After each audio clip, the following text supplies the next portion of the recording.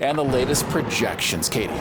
Unfortunately, as of the 11 o'clock update, Chris, we are seeing strengthening with IDALIA. So it went from a 45-mile-per-hour storm at 8 o'clock up to 60 miles per hour here at 11. Now, it is stationary, so it's spinning around approximately 500 miles to the southwest of Fort Myers. But because it is getting stronger earlier than anticipated, we are now expecting it to become a Category 1 hurricane as early as tomorrow evening. And then it will continue to get stronger from there.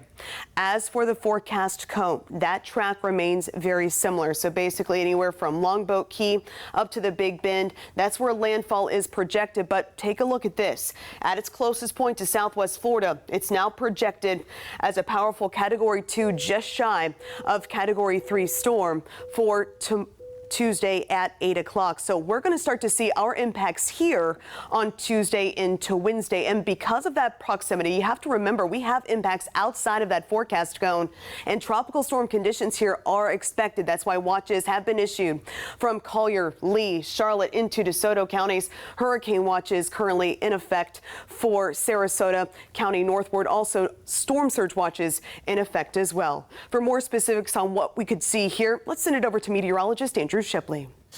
Yeah, that's right, Katie. We are not only looking at this from a potential for storm surge up along our coastline, rain chances. We also could see tropical storm force winds. I want to time this out for you here. So here is where the storm is right now, just off of the Yucatan Peninsula. And as it strengthens, we do expect, again, reaching that hurricane strength tomorrow. But as it approaches southwest Florida, we could see as early as 3 p.m. on Tuesday starting to get into that tropical storm force winds. And we're expecting those to fully arrive by 6 o'clock. You can see that wide range in terms of wingspan here, and then up into the Sarasota County. And then as it skirts past us, continuing to watch those tropical storm force winds, 10 o'clock, midnight, and then finally starting to push on out of here by 5 o'clock in the morning Wednesday. So again, overnight, seeing that peak wind potential for us. I also want to time this out for you here. Again,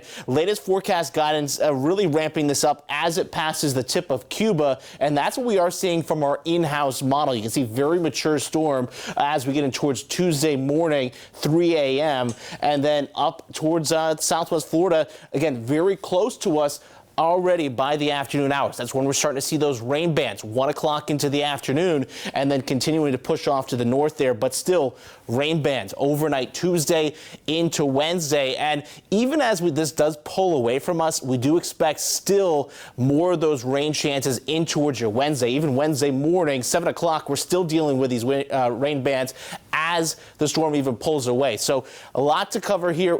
We'll continue to time this out for you, and we'll have more details throughout the rest of the newscast.